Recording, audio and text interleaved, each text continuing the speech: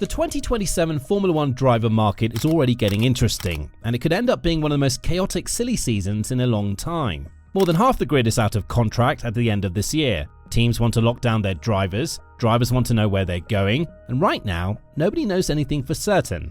The one person who will decide how all of this plays out is Max Verstappen. He's been the most talked about driver in the paddock all season, and not just because of his results on track. Verstappen is officially contracted to Red Bull until the end of 2028, but his deal has performance clauses in it. If Red Bull cannot give him a car that can fight for the championship, he can walk away early, and right now, Red Bull is not giving him that car.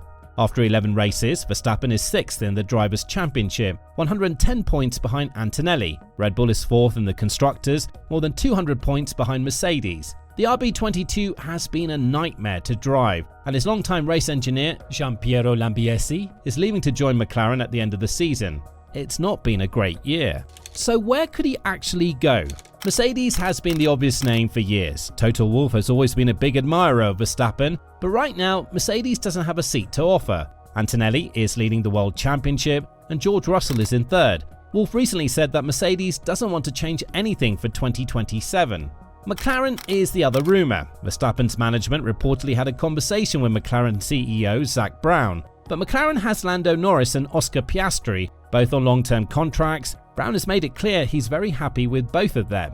So Verstappen has a few options. He stays at Red Bull and hopes they sort the car out. He tries to force a move somewhere, or he takes a year off. That last option is being talked about more seriously than you might think. Verstappen has never been shy about his frustration with the current regulations, and people close to him suggested he's genuinely considering a sabbatical if things don't improve. Personally, I think a sabbatical is more likely than people realise. Verstappen is not the kind of guy who will sit in a car he knows cannot win and just smile about it.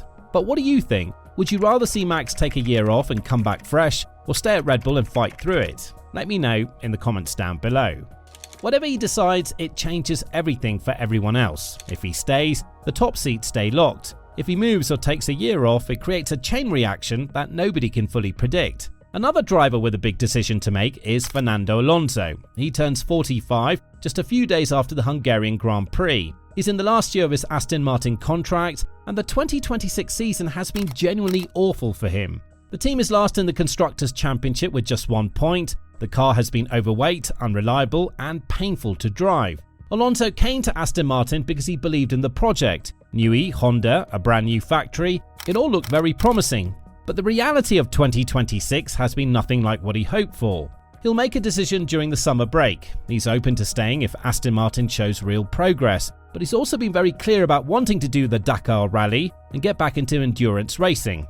Aston Martin brought a big upgrade package to Hungary, hoping to convince him, but Alonso himself has said his decision is not just about how fast the car is. And honestly, I respect that. 2 World Championships, 32 race wins, and still one of the best on the grid at 44. If he wants to go and win the Dakar or race at Le Mans, he's earned that right. If Alonso does retire, Aston Martin needs a driver. They cannot just put anyone in that car. They need someone experienced, someone who can lead a team through a rebuild, and the most obvious name is Carlos Sainz.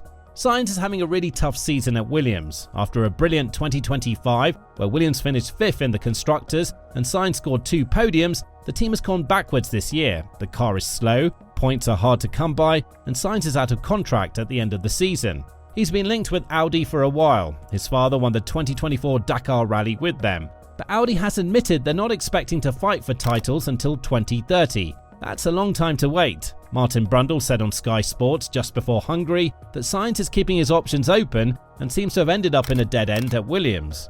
Aston Martin would make a lot of sense. A team with real ambition, a newly designed car on the way, and a Honda engine. If the upgrade package works, it could be a very attractive move for Sainz, and I think Sainz will be a brilliant fit there. He's experienced, he's fast, and he knows how to develop a car. Aston Martin needs exactly that kind of driver right now.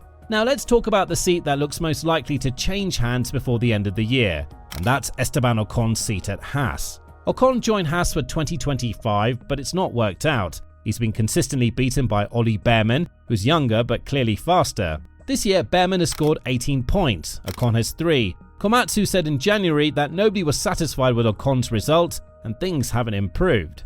Ocon is not done yet. He still has races to turn things around before the summer break, but the queue of drivers waiting for his seat is already forming.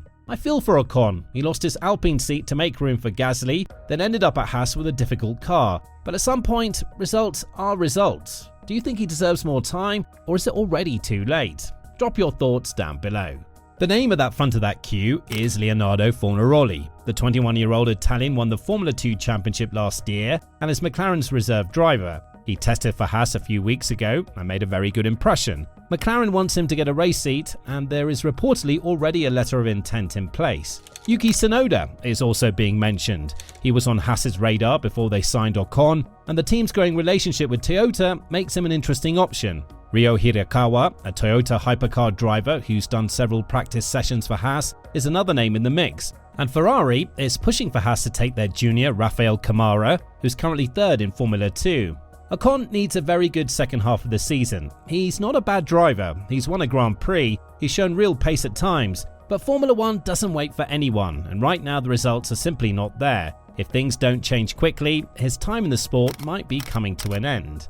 Over at Red Bull, if Verstappen does leave, the team will almost certainly look at Arvid Lindblad. The young Swede is currently racing for Racing Bulls alongside Liam Lawson and has been very impressive. He recently beat Lawson in qualifying at Silverstone to earn an upgrade package. Red Bull has always preferred to promote from within, and Lindblad looks like the natural next step. Piastri's name has been linked with Red Bull as a longer-term option, but that's not happening anytime soon. He's firmly committed to McLaren. Finally, there's Cadillac. They entered F1 this year with Bottas and Perez, but they've always wanted an American driver. Colton Herta is their main target. He's doing 4 practice sessions for them this year and moved to Formula 2 to earn the super license points he needs. But his F2 season has been a disaster. He's 17th in the championship, has 35 super license points and needs 40. Even with his remaining practice sessions, he'll likely fall just short. If Herta cannot get his license sorted, Cadillac has another option. Ugo Ukachukwu is a 19-year-old American driver who's currently leading the Formula 3 championship. He has 33 super license points already, and a decent finish in F3 this year will get him over the line. He recently did his first Formula 1 test with Alpine, and he's very much on Cadillac's radar. The summer break starts now. That's when the real conversations happen. The paddock goes quiet on the outside, but behind closed doors, it's one of the busiest periods of the year. Verstappen will decide his future, Alonso will decide his, and Haas will make a call on Ocon.